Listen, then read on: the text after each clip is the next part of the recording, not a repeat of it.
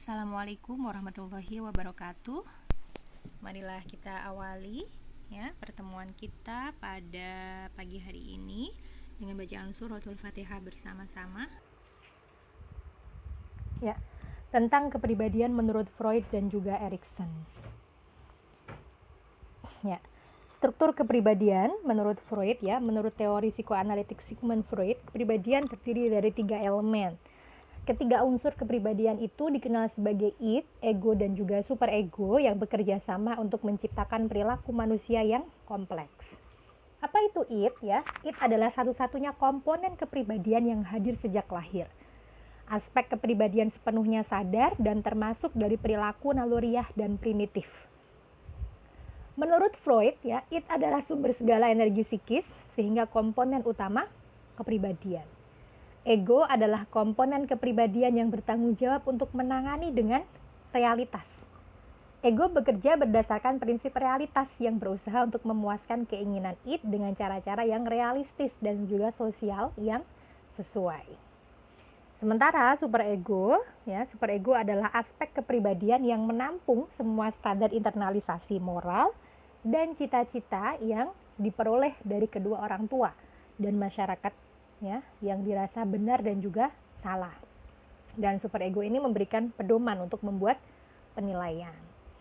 Karakteristik sistem kepribadian menurut Freud ya, ada id ya, sistem asli yang the true ya, psyche ya, bersifat subjektif, tidak mengenal dunia objektif, yang terdiri dari insting-insting dan gudangnya adalah reservoir ya, energi psikis yang digunakan ketiga sistem kepribadian.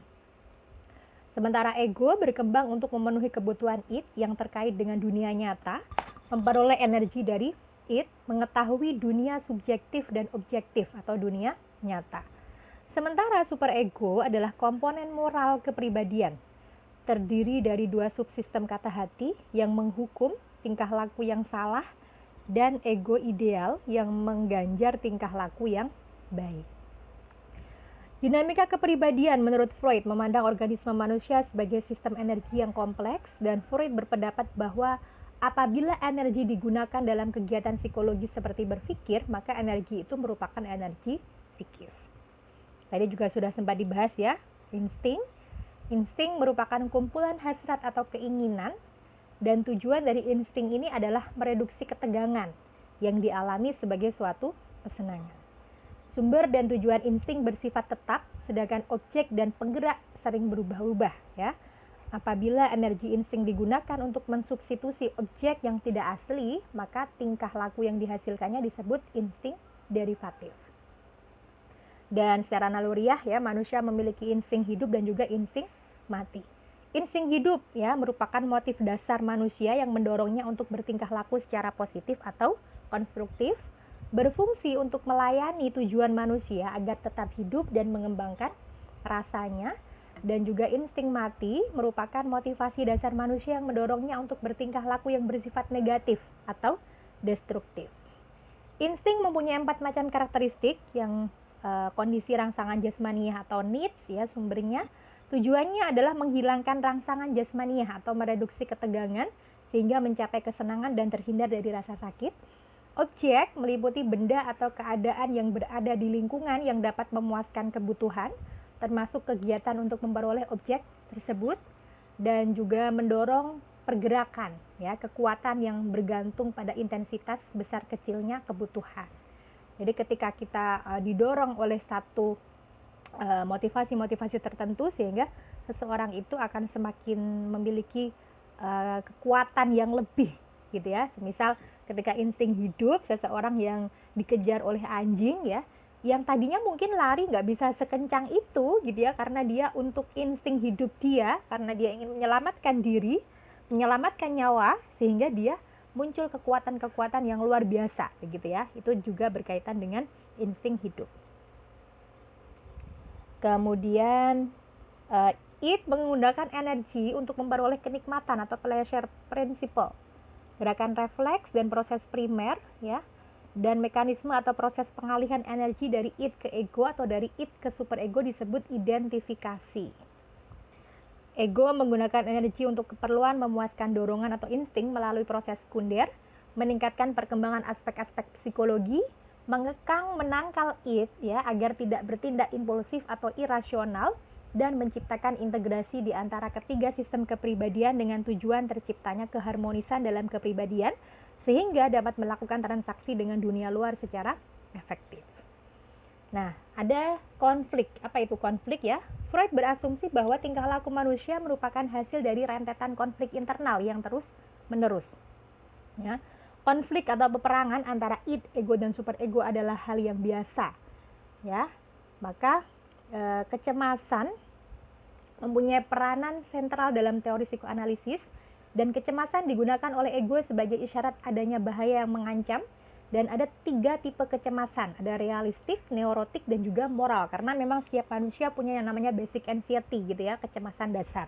Tapi kalau memang dalam kondisi yang sudah cemas yang berlebihan dan yang lain-lain gitu ya, itu nanti boleh berkonsultasi pada profesional ya, berkonsultasi pada psikolog ataupun konselor ataupun psikiater gitu juga dibolehkan seperti itu jika memang sudah pada kondisi yang sudah tidak wajar. Nah, kemudian ada defense mechanism atau mekanisme pertahanan ego ya. Dan ini merupakan proses mental bertujuan mengurangi kecemasan dan dilakukan melalui 2 karakteristik khusus, tidak disadari dan juga menolak, memalsukan atau mendistorsi, mengubah kenyataan. Dan defense mechanism ini diartikan pula sebagai reaksi-reaksi yang tidak disadari dalam upaya melindungi diri dari emosi atau perasaan yang menyakitkan seperti cemas dan juga perasaan bersalah. Ada represi, proyeksi, ya, pembentukan reaksi, pemindahan objek, fiksasi, regresi, rasionalisasi, sublimasi, dan juga identifikasi. Tentang perkembangan kepribadian, ya, dalam teori Freud, setiap manusia harus melewati rangkaian tahap perkembangan dalam proses menjadi dewasa. Dan tahap-tahap ini sangat penting bagi pembentukan sifat-sifat kepribadian yang bersifat menetap. Yang pertama, tahap perkembangan kita sebut sebagai tahap oral. Ya, sumber kenikmatan pokok yang berasal dari mulut adalah makan, ya, yaitu menelan makanan, menggigit, ya. Dan pada tahapan kedua, tahap anal, setelah makanan dicerna, sisa makanan menumpuk di ujung bawah dan secara refleks akan dilepaskan keluar apabila tekanan pada otot lingkar mencapai taraf tertentu. Tahap falik, ya. Perkembangan pribadian menjadi pusat dinamika adalah perasaan-perasaan seksual dan juga agresif berkaitan dengan mulai berfungsinya organ-organ genital. Kemudian tahap laten di usia 6-12 tahun, periode tertahannya dorongan-dorongan seks agresif, anak mengembangkan kemampuan bersublimasi. Pada tahap genital, ya, membantu memberikan bentuk-bentuk tambahan kenikmatan tubuh bagi anak. Dan teori psikososial Erikson, ya, Erikson menerima dan mengikuti teori Freud tentang struktur psikologis, yaitu kesadaran dan ketidaksadaran, dorongan, dan juga tahap-tahap perkembangan psikoseksual dan metodologi psikoanalisis. Namun Erikson menambahkan ke teori-teori Freud tersebut ke dalam 8 tahap perkembangan psikososial. Ada trust versus mistrust, ya, kepercayaan versus ketidakpercayaan di usia 1-2 tahun. Dan kepercayaan dasar yang paling awal terbentuk selama tahap sensorik oral dan ditunjukkan bayi lewat kapasitasnya untuk tidur dengan tenang, menyantap makanan dengan nyaman, dan membuang kotoran dengan santai. Autonomi versus shame doubt, ya, otonomi versus rasa malu dan keraguan-raguan di usia 2-4 tahun. Ya, namun lebih di usia ini jika tidak terpenuhi gitu ya, menunjukkan keinginannya sendiri, menolak sesuatu yang tidak dikehendaki, mencoba sesuatu yang diinginkan. Inisiatif versus guilt, ya, prakarsa versus rasa bersalah di usia 3-5 tahun. Dan selama tahap ini, anak-anak yang berkembang secara sehat akan belajar berimajinasi untuk memperluas keterampilannya termasuk dalam bermain, bekerja sama dengan orang lain, memimpin dan dipimpin. Anak-anak yang kurang dapat berkembang secara sehat akan mengalami ketakutan, kurang dapat bergabung dalam kelompok, lebih tergantung pada orang dewasa, terhambat perkembangan imajinasi dan perilaku bermainnya. Kemudian di usia 6-12 tahun, industry versus inferiority, tekun versus rasa rendah diri, ya. Pada tahap ini anak-anak mempelajari keterampilan yang lebih formal seperti berhubungan dengan teman sebaya berdasar pada aturan-aturan tertentu ya. Dia sudah mulai memahami gitu ya aturan main dalam sebuah permainan, berkembang dari pola bermain yang bebas menuju permainan yang menggunakan aturan dan memerlukan kerjasama kelompok, serta menguasai materi pelajaran sosial, membaca, dan matematika. Di usia 13-20 tahun, identity and repudiation versus identity diffusion, menemukan identitas diri dan kekaburan identitas. Erikson percaya bahwa ketika individu berhasil melalui masa remaja awal, kematangan diri akan tercapai. Pada kondisi ini, individu mencapai keyakinan dirinya dan remaja mencoba mencari model seseorang yang dapat dijadikan contoh dan secara bertahap mengembangkan nilai-nilai ideal bagi kehidupannya. Maka, kenapa ya kita harus memahami tahapan-tahapan psikososial yang disampaikan oleh Erikson ini? Ketika memang tidak terpenuhi gitu ya, akan terjadi konflik.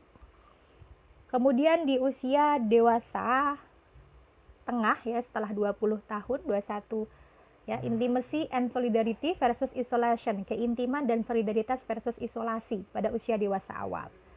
Pada tahap dewasa awal, individu mulai mengembangkan hubungan sosial yang mengarah kepada ikatan perkawinan atau hubungan persahabatan yang erat dan bertahan dalam waktu yang panjang. Generativity versus self-absorption ya, kebangkitan versus kemandekan. Individu dituntut mampu menempatkan peran dirinya secara tepat, baik dalam kerangka perkawinan dan pengasuhan anak, maupun dalam dunia kerja agar lebih kreatif dan produktif, dan juga dalam peran di lingkungan sosial sebagai bagian dari lingkungan kemasyarakatan.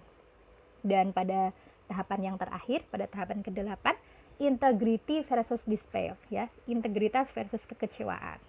Apabila 7 tahap sebelumnya dapat dilalui dengan berhasil oleh individu, maka individu akan mencapai penilaian tertinggi yaitu integritas. Dan di sini lansia akan mendapatkan yang namanya ketenangan gitu ya, integritas diri dan yang lain-lain gitu ya, yang kemudian dia menghadapi kematian itu dengan tenang gitu ya, dengan tidak penuh dengan kekecewaan di masa-masa kehidupan sebelumnya. Begitu ya, berkaitan dengan kepribadian menurut Freud ya. Mudah-mudahan bermanfaat, Freud dan juga Erikson gitu ya. Mudah-mudahan bermanfaat. Wallahu a'lam bishawab. Kurang lebihnya mohon maaf. Wassalamualaikum warahmatullahi wabarakatuh.